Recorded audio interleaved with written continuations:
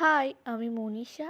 আর আজকে আমি একটি মায়ের নতুন রান্নার ভিডিও নিয়ে চলে এসেছি। তো আমরা তো চিংড়ি মাছের মালাইকারি খেয়েছি। তো মা আজকে এখানে বানাচ্ছে মাটন মালাইকারি। তো এখানে ফার্স্টে মাটনটাকে নুন হলুদ মাখিয়ে প্রেশার কুকারে সেদ্ধ করে নিতে হবে। তো তারপর কিছুটা ভাজা মশলার জন্য এখানে ইউজ করা হয়েছে তেজপাতা, শুকনো লঙ্কা, গোটা জিরে, গোটা ধনে, দারুচিনি এবং এলাচ। এটা হালকা আঁচে ভেজে নিয়ে একটু গুঁড়ো করে নিতে হবে। এই মশলাটা আমরা ম্যারিনেটের সময় ইউজ করব।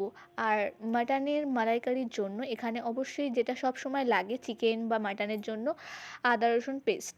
তো এটা তো রয়েইছে। আর এখানে নারকেল, মালাইকারির জন্য অবশ্যই জানো নারকেল তো লাগেই। তো নারকেল একটু আমরা যেটা বলে নারকেলের দুধ অবশ্যই লাগবে এই মাটন মালাইকারি রেসিপির জন্য। তো এখানে পেঁয়াজটা ভাজতে দেওয়া হয়েছে কড়াই, সর্ষের তেলে শুকনো লঙ্কা ফেলে পেঁয়াজটা মা ভাজতে বসিয়ে দিয়েছে। যতক্ষণ না ব্রাউন কালার আসছে তো ততক্ষণ পেঁয়াজটা হালকা আঁচে ভাজতে হবে। আর দেখতেই পাচ্ছ পেঁয়াজটা যতক্ষণ ভাজা হচ্ছে আর এখানটায় মাটনটা সেদ্ধ হয়ে নামিয়ে নেওয়া হয়ে গেছে। তো ম্যারিনেটের জন্য এখানটায় চিনি, লঙ্কার গুঁড়ো, হলুদ গুঁড়ো এইসব ইউজ করব অবশ্যই। তার সাথে সাথে যেই ভাজা মশলাটা আমরা করেছিলাম সেটাও আমরা এখানটা পুরোটাই ইউজ করব। আর এখানে মাটনটা ম্যারিনেট করতে করতে এদিকে পেঁয়াজটা হালকা ব্রাউন হতে হতেই আমরা নামিয়ে কিছুটা পেস্টের জন্য এখানে ইউজ করে নিয়েছি। আর এখানটায় ফার্স্টেই দিয়ে দেওয়া হয়েছে রসুন বাটা। রসুন বাটা আর আদা বাটা ভালো করে এখানটা কষিয়ে নিতে হবে। আর আমি ভাবলাম যে আমি ভয়েসটা দিই। তো মা তো ভয়েস দিতে রাজি হয় না, তোমাদের বলেছিলাম একটা ভিডিওতে। তো লিখে দেওয়ার থেকে আমি মনে হলো যে আমি ভয়েসে বলি, তোমাদেরও ভালো লাগবে হয়তো, জানি না। এখানে অনেকক্ষণ ধরে মাটনটা ম্যারিনেট করে রাখা হয়েছে। এরপর এতে চিনি, হলুদ, ঘি, লঙ্কার গুঁড়ো, এই সব মশলাগুলো দেয়া হয়েছিল।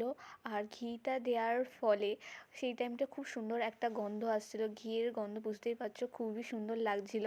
আর তারপর নুন, তারপর সব কিছুতে একসাথে মশলাটা মিক্সড করা হচ্ছিল।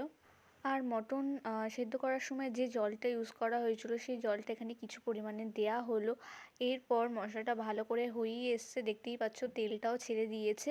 তো এরপর এতে অল্প অল্প করে নারকেলের যে দুধটা করে রাখা হয়েছিল সেইটা অল্প অল্প করে দিয়ে দিতে হবে। সবটা একসাথে না দিয়ে অল্প অল্প করে দিয়ে ভালো করে এটা মেশাতে হবে। আর তাতে গ্রেভিটা আরও সুন্দর একটা ফ্লেভারও আসে অল্প অল্প করে দিলে। তো এখানে দেখতেই পাচ্ছ অল্প অল্প করে দেয়া হচ্ছে। তো এটা দিয়ে কিছুক্ষণ ভালো করে এটা মিক্স করতে হবে। এগুলো যখন ভালো করে সব মিক্সড হয়ে যাবে এবং মশলাটা যখন হয়ে আসবে তখন আমরা যে নুন হলুদ দিয়ে সেদ্ধ করে রেখে দিয়েছিলাম মাটনটা, সেটা এখন দিয়ে দেওয়া হবে।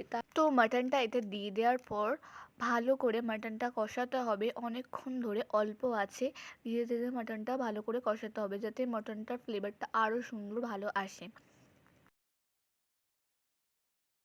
তো তোমরা রেসিপিটা অবশ্যই বাড়িতে ট্রাই করো, আই হোপ তোমাদের ভালো লাগবে। আর সত্যি বলতে গেলে আমরা তো চিংড়ি মাছের মালাইকারি খেয়েছি। তো আমি তো প্রথম আমার মার হাতে মাটন মালাইকারি খেলাম। তো আমার বলতে গেলে অসাধারণ লেগেছে রান্নাটা। তো দেখতেই পাচ্ছ মাটনটা এতক্ষণ চাপা দিয়ে রাখার পরে এখানটায় কি সুন্দর তেল ছেড়েও দিয়েছে মাটনটা থেকে, আর খুব সুন্দর একটা গন্ধও ছেড়েছে।